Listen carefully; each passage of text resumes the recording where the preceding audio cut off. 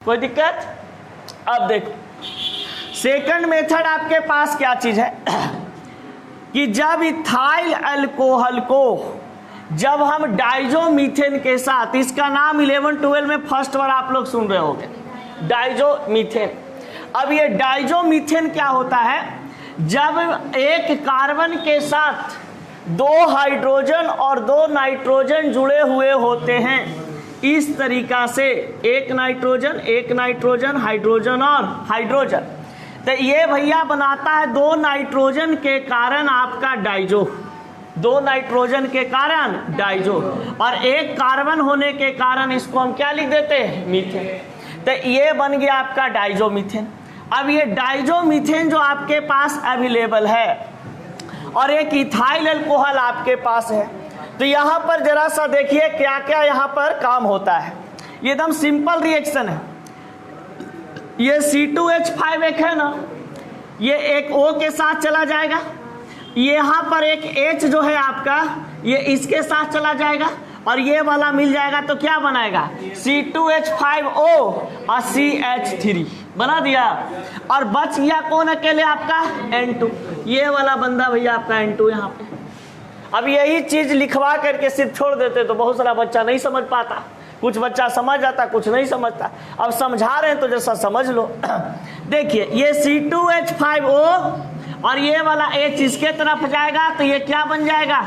CH3, यानी यहां पर ये बन गया C2H5O और CH3, और ये जो एक्स्ट्रा बचा है उसको हम क्या लिख देंगे? N2। देखो ये वाला N2 उधर चला गया और ये वाला चीज आपका यहां पे आ गया। कोई दिक्कत? अब यहां पे देखिए, ये कभी कभी बहुत बार पूछा है कि what is Williamson synthetics process, समझ गए? यानी विलियमसन सिंथेटिक्स प्रोसेस क्या होते हैं, तो आपको वहां पे डिफिनेशन में ये याद रखना होगा कि when sodium alkoxide react with halo alkane presence of SN2 reaction formed new compound mixed ether sodium halide. That phenomena is called, या that process is called Williamson synthetics. Language तो बनाने के लिए आप लोग सीख गए हो गया, लैंग्वेज में तो कोई प्रॉब्लम होगा नहीं। अब देखिए यहां पर RONA, यहां पर देखिए एक R है O है, हमको इथर बनाना है ना। इथर का सूत्र क्या होता है? O दोनों तरफ R या R' होना चाहिए। अब बताओ इसके साथ हम ये इसको ऐड कर देंगे तो बताइए ये वाला बंदा क्या बना देगा? ROR' बनाएगा ना। ये R'OR पहले कर सकते हैं, कोई दिक्कत नहीं है। अब बताओ यहाँ पे ये वाला क्या बच गया? Na, और यहाँ पर बच गया क्या चीज? X। ये वाला बंदा मिल करके क्या बना दिया? NaX। तो ये आपका हो गया मिक्स्ड इथर। एक प्रकार का इथर R है, एक दूसरा एक अल्काइल कोई R है, कोई दूसरा अल्काइल R' है, और ये Na और X क्या बना दिया? NaX। अब इस पे एक एग्जांपल आपको खुद बनाना है, खुद समझना है। SN2 रिएक्शन है आपके पास, अब क्या बनेंगे आप बताओ? SN2 रिएक्शन के अंतर्गत क्या क्या काम करेंगे तू बताना है, बाद में नहीं लिखवा है तुम लोग को। हेलो एल्केन में शायद अथी में दिया हुआ होगा, नहीं अभी नहीं दिए हैं, लास्ट टाइम देंगे। डिफरेंस पूछता है, डिफरेंस बिटवीन SN1 SN2। चलो इसका नाम भी लिख दो। हाँ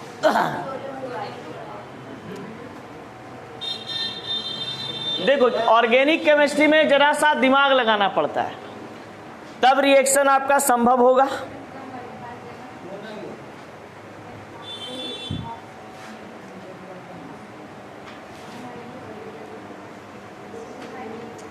बन गया विशाल, रणधीर आप लोग से बना? अजीत, अजय, देखिए CH3O C2H5 हमको भैया इसमें से इथर बनाना है। अब इथर बनाने के लिए क्या करेंगे? आपके दिमाग में सबसे पहले ये जलेबी जलना चाहिए कि इथर का फॉर्मूला बीच में O होना चाहिए, इधर आपका कोई अल्काइल, इधर कोई आपका अल्काइल। तो एक ऑक्सीजन तो दिया हुआ है ना, लिख दिए O, एक तरफ हमारा दिया हुआ है क्या चीज, CH3। अब इस रिएक्शन में देखो कहीं और अल्काइल ग्रुप नजर आ रहा है, एक जगह और नजर आ रहा है, C2H5। अब प्लस इसका काम तमाम तुम कर दिए हो, इसका काम तमाम कर दिए। अब बचा कौन है आपके पास, Na, और ये वाला Cl। ये वाला बंदा इसके साथ आ जाएगा, यहाँ पे क्या चीज का निर्माण करेगा, NaC। अब इसका तुम नाम आराम से लिख सकते हो ना, इसका IUPAC ने भी लिख सकते हो, मिथॉक्सी इथेन। जिधर कम कार्बन रहता है उधर ऑक्सीजन जोड़ देते हैं ना, तो इसका नाम बन गया क्या चीज, मिथऑक्सी। और इस C2H5 सिंगल बॉन्ड को क्या बोलेंगे, इथेन। और प्लस सोडियम क्लोराइड, ये हाइलाइट के रूप में क्या बन चुका है आपके पास, क्लोराइड। आप बताओ इथर समझने में कोई परेशानी हुआ, कैसे बनाएंगे, बस इस पे कुछ प्रैक्टिस करोगे, घर पे एक दो बार लिखोगे, समझोगे, हाँ कोई दिक्कत नहीं। फिजिकल प्रॉपर्टीज ऑफ ईथर में बताया गया फर्स्ट पॉइंट आपके पास कि ether compounds exist in solid, liquid, colourless and ether smell. समझ गए। अब यहां पर आपके पास कहा है कि जो ईथर कंपाउंड होते हैं या ईथर जो सब्सटेंस होता है, ईथर का जो पदार्थ होता है वो सॉलिड के रूप में भी एग्जिस्ट करता है, लिक्विड के रूप में भी एग्जिस्ट करता है, और ये कलरलेस होते हैं, यानी कि इसके पास कोई अपना रंग नहीं होता है, यानी कि रंगहीन होता है। अब कहता है कि इसके पास स्मेल कैसा होता है, तो स्मेल इसका बहुत ही बदबूदार होता है। समझ गए।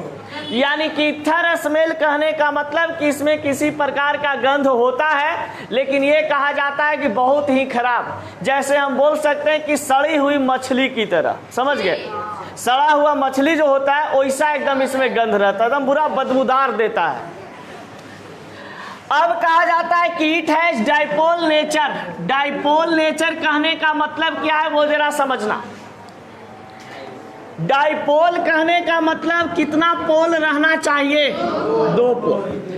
अब जितने भी आपके पास ईथर कंपाउंड होते हैं उसमें 2 पोल है कि नहीं है। आपको पता है कि आपके पास जो ईथर कंपाउंड होते हैं ये ROR के फॉर्म में होता है। आप बताइए कि यहाँ पे डेल्टा पॉजिटिव, डेल्टा नेगेटिव और ये डेल्टा पॉजिटिव। जब एक साइड हम ऐसे लेते हैं तो बताइए कि ये अल्कोक्सी के रूप में जाता है ना, और ये वाला बंदा किस फॉर्म में जाता है, एल्केन। यानी कि जहां पर पॉजिटिव और निगेटिव की बात कर दे इसको हम क्या समझते हैं, पोलर। अब पोलर कहने का मतलब यहाँ पे आप डाइपोलर भी बोल सकते हैं, तो ये पोलर नेचर का होता है। पोलर नेचर मतलब ध्रुवीय स्वभाव का होता है। Ether containing up to 3 carbon atoms are soluble in water. सबसे बड़ी चीज यहां से क्वेश्चन आपका आता है, यहां से फिजिकल प्रॉपर्टी से क्वेश्चन एक आता है, कहता है कि ईथर कंपाउंड जो होते हैं या ईथर जो होता है ये जल में घुलता है कि नहीं घुलता है। सबसे पहले बात बताओ, ये वाला जल में घुलता है ईथर कि जल में नहीं घुलता है?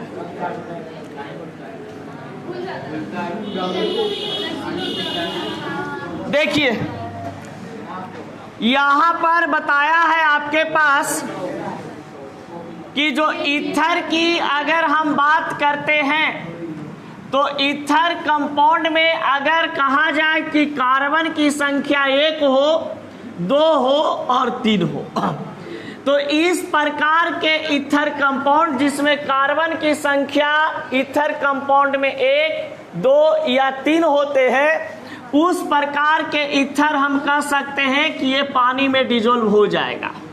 CH3OCH3, इसमें टोटल कार्बन कितना है, 1, 1, 2, इसमें कितना है, 3। अब यहाँ पर कह दे भैया यहाँ पर कि C2H5, यहाँ पर आपके पास CH3, इस प्रकार से दिया हुआ है।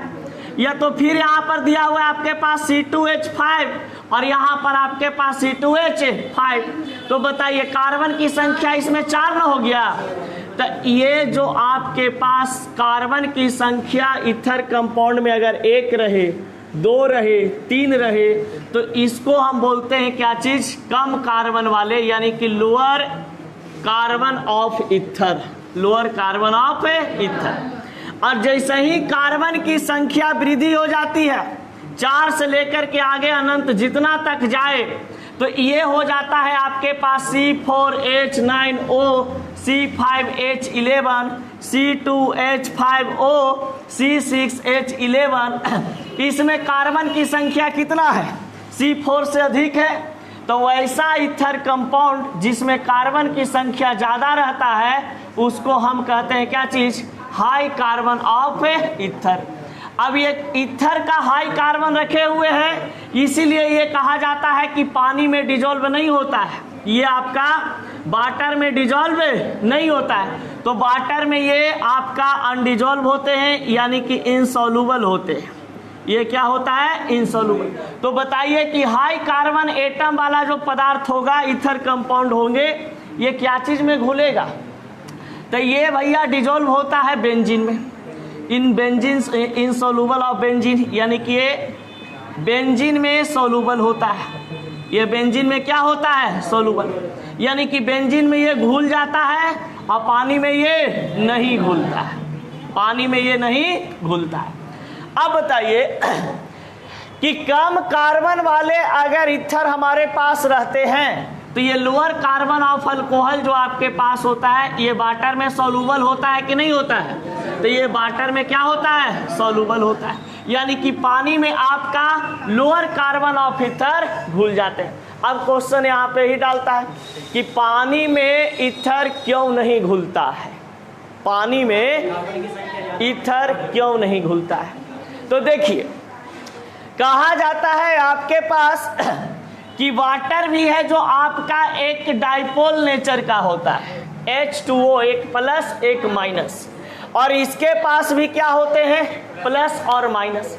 अब जैसे ही इसके पास आता है तो कहता है कि भैया जिस नेचर का तुम हो उस नेचर का हम है। मैग्नेट देखे हो ना, जब प्लस रहता है यहाँ पे, तो कहता भागो, रिपेल करता है। दूसरा जात आता है, यानी एक प्लस एक माइनस आता है, तो क्या कर लेता है, अट्रैक्ट। तो यही चीज इसमें होता है, डाइपोल के कारण ये भी डाइपोल, ये भी हाइड्रोजन बॉन्ड बनाए हुए है वाटर। अब कहता है कि भैया हमरा इतना औकात नहीं है कि आपको हम डिजोल्व कर सके, समझ गए। एक तो आप क्या है, पानी से हल्का है, ईथर कंपाउंड पानी से क्या होता है, हल्का होता है।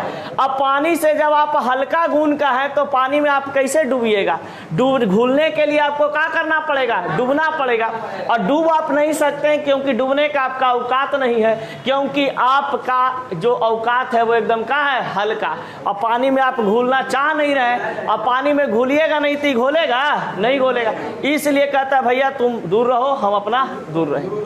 हाँ, लेकिन इसमें क्या होता है, कम कार्बन वाले ईथर कंपाउंड क्या होते हैं, इसका जो डेंसिटी होता है, ये कहा जाता है कि कुछ हल्का होता है, कुछ भारी भी होते हैं।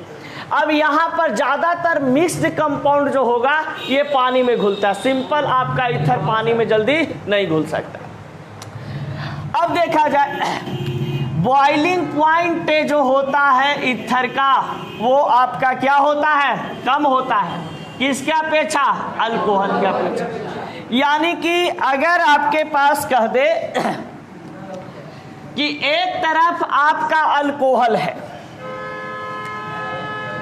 एक तरफ आपके पास क्या है, अल्कोहल, और एक तरफ आपके पास क्या है, ईथर। देखो ये चीज सिखा रहे हैं, ये ऐसा चीज है कि आपको कहीं ना कहीं काम में आ जाएगा।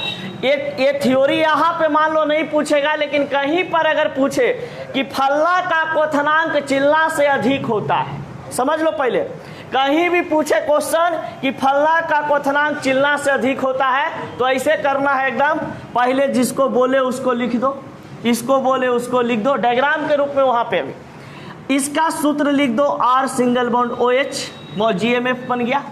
इसका सूत्र क्या बन गया, R1।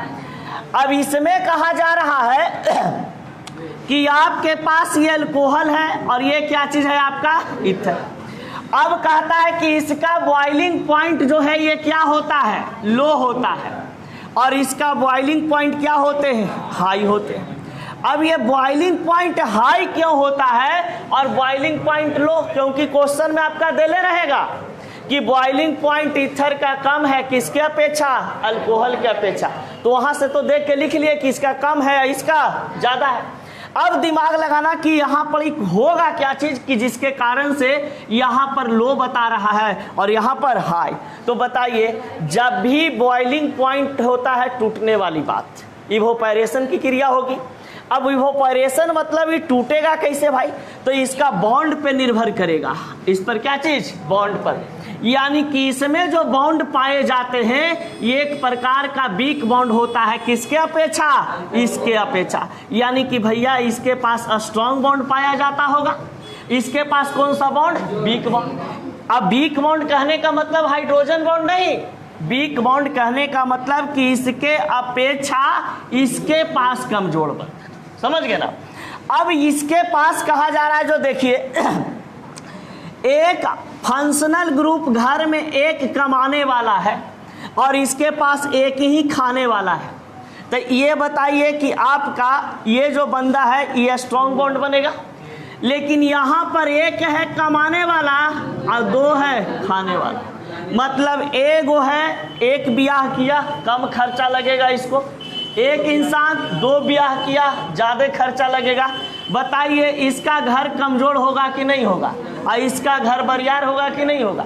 तब बरियार वाला को तोड़ने में कैसा आपका बॉइलिंग पॉइंट लगेगा, हाई। यानी कि इसमें टेम्परेचर आपको कैसा देना पड़ेगा, हाई, और इसमें टेम्परेचर इसको तोड़ने के लिए लो। तो ये बॉन्ड का खेल होता है।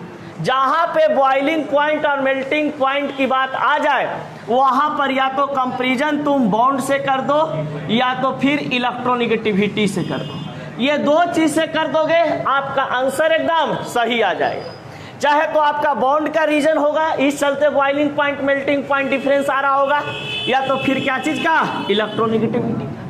समझ गए। चलिए इसको जरा सा आप नोट कर लो।